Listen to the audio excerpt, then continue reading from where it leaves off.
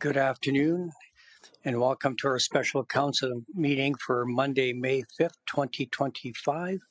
Before I call the meeting to order, I just wanted to share that as part of the 56th Annual Professional Municipal Clerks Week, I would like to take this opportunity on behalf of Council and Administration to recognize and thank our very own Municipal Clerk, Lana Anthony.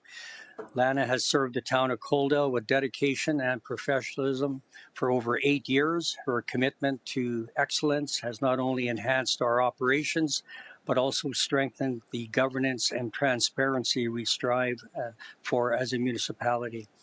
She has represented Coaldale at both the provincial and international levels, serving on the boards of Alberta Municipal Clerks Association and the International Institute of Municipal Clerks. Her achievements, including earning both the Certified and Master Municipal Clerk designations, reflect her leadership and passion for continuous improvement in her field. Lana, your contributions do not go unnoticed. On behalf of all of us, our council, administration, and our community, thank you for your outstanding service and unwavering dedication to the town of Coaldale.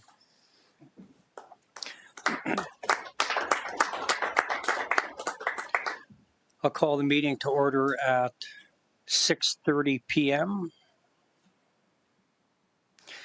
First item on the agenda under agenda item 1.1, Land Acknowledgement.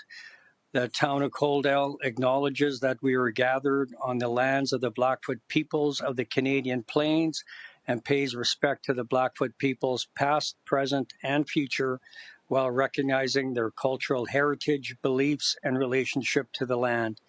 The town of Coaldale is also home to the Métis District 1 foothills.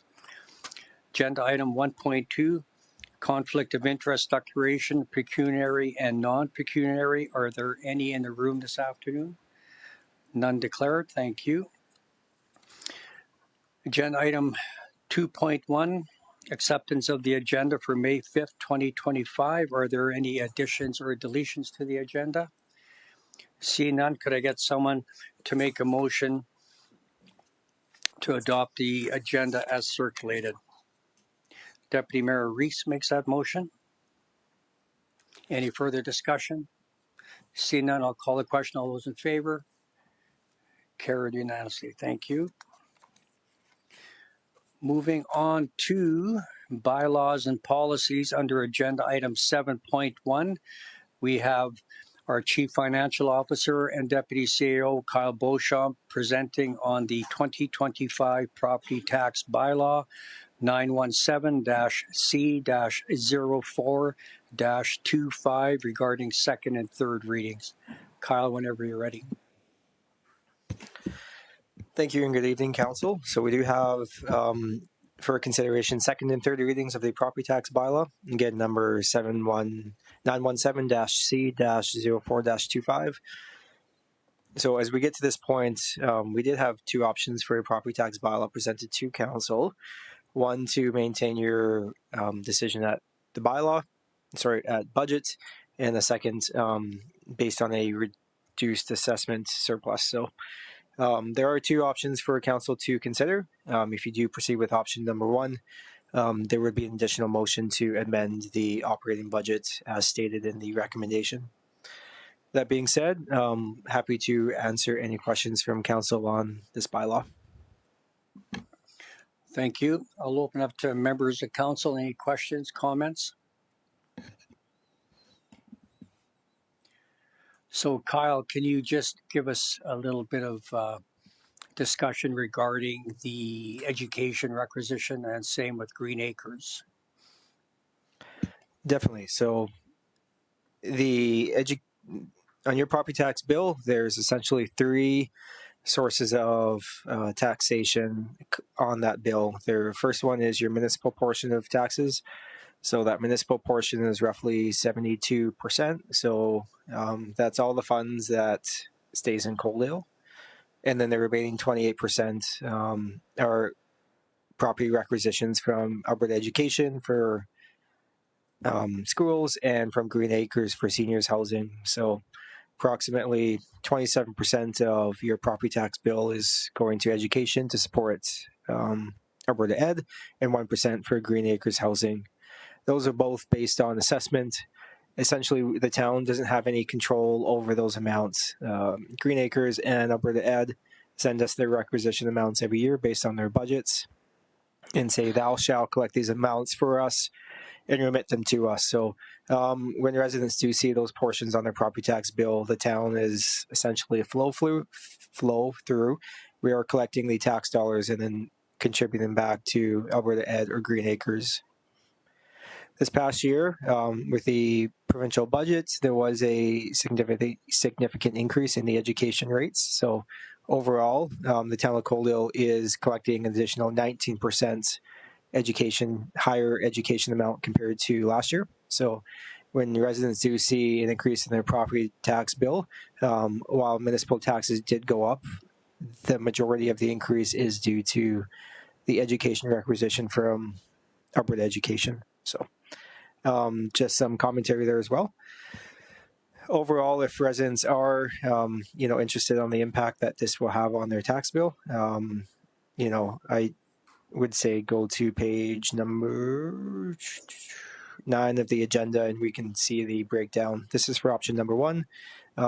Page number 9 of the agenda, you'll see the average increase a resident and a business can expect on their property tax for each $100,000 worth of property value. So Thank you. And then further to that, the insert, can you talk a little bit about that? That's going to go out with the tax notice. Certainly. So every year we send out a little information brochure, essentially stating, the facts about property tax. So what the role of property tax is in the municipal government, the deadlines. So the deadline for property tax is June 30th.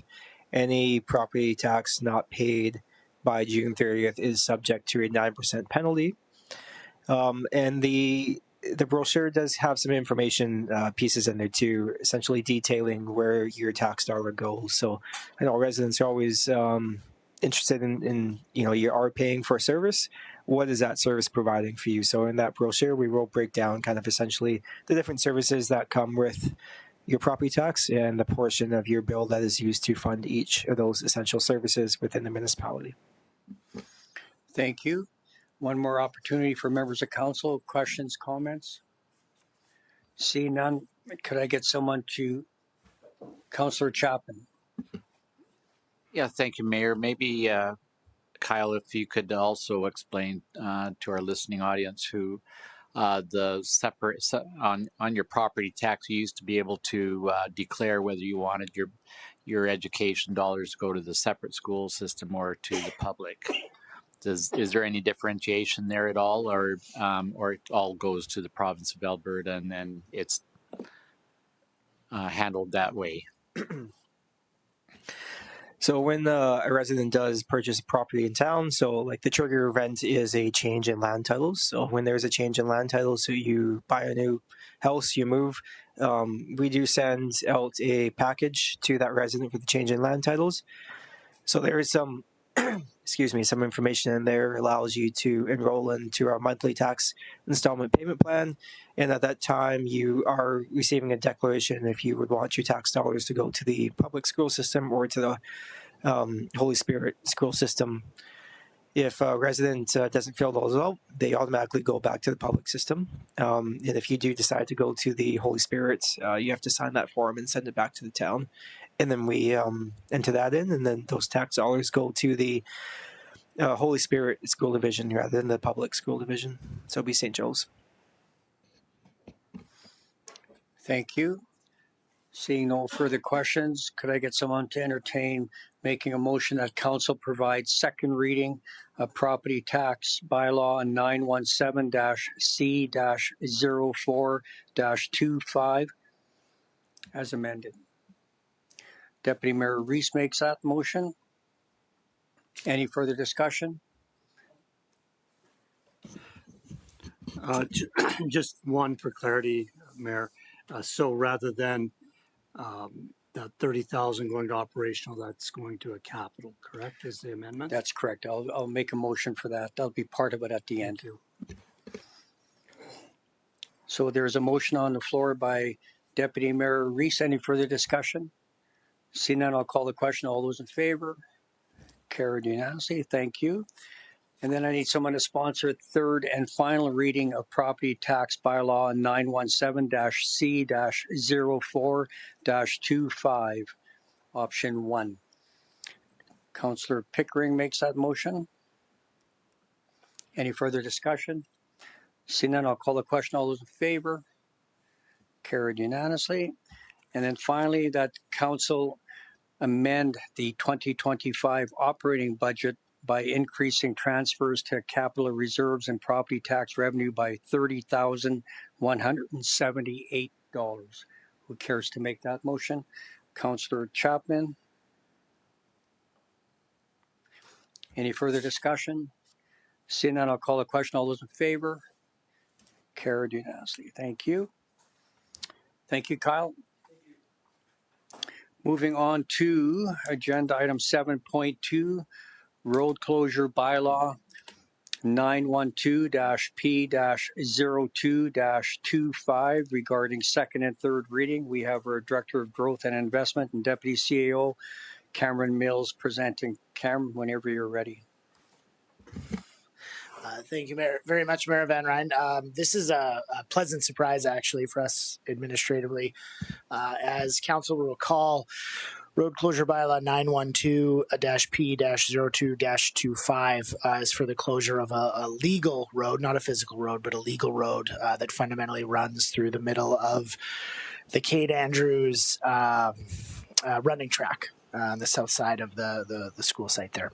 And so we had a public hearing at the March 17th council meeting where we considered that road closure bylaw. We voted in favor of that, and then we sent it up to Alberta Transportation for ministerial approval. My assumption is typically that takes somewhere in the range of 6 months. We were very happy to receive that back. I believe Haley received it in the mail last week. So wonderful news. So we have received ministerial approval on that road closure request, and now we kindly ask the council pass second and third reading of the bylaw so that we can move forward with that road closure and get that done with land titles. Thank you, Cam. Any questions, comments for our presenter? Councillor Beekman. Yeah, thank you, Mayor. Following the public hearing, there seemed to be a lot of people that had perked up about this road closure and just people unaware of what the purpose of the road closure was. Now, just to clarify again, so people are aware, because I got quite a few phone calls about it after, is that that's just a spot designated where a road could go, and we're shutting that down so a road can't be built there. Yeah, so I received a few calls as well, and my general experience was that what we're proposing was the opposite of what people were afraid of. And so I think it looked, when you look at a map like this, especially if you're live in the surrounding area, you think that this is creating development or creating lots to be built on or what have you. What it's actually doing is fundamentally something that is a paper exercise. Like, there's no one driving by will notice any changes on a map where it says, hey, a road could go here. Now a road could no longer go here. That's fundamentally all we're doing. And the purpose of that is to consolidate all of that piece into one title, ideally, so that we can talk to the school board about how to move forward with it in the long term. Fantastic. Yeah. Thank you. Thank you. Seeing no more questions, comments, could I get someone to entertain making a motion that council provide second reading to road closure bylaw 912-P-02-25? Councillor Chapman makes that motion. Any further discussion? Seeing none, I'll call the question. All those in favor? Carried unanimously. Thank you. And finally, I need someone to sponsor third and final reading to road closure bylaw 912-P-02-25. Deputy Mayor Reese makes that motion. Any further discussion? Seeing none, I'll call the question. All those in favor? Carried unanimously. Thank you. That concludes the business items for the special council meeting. So I will require a motion that council adjourn the meeting at 6:45 p.m. Who wishes to make that motion? Councillor Beekman. Any further discussion? Seeing none, I'll call the question. All those in favor? Carried unanimously. Thank you.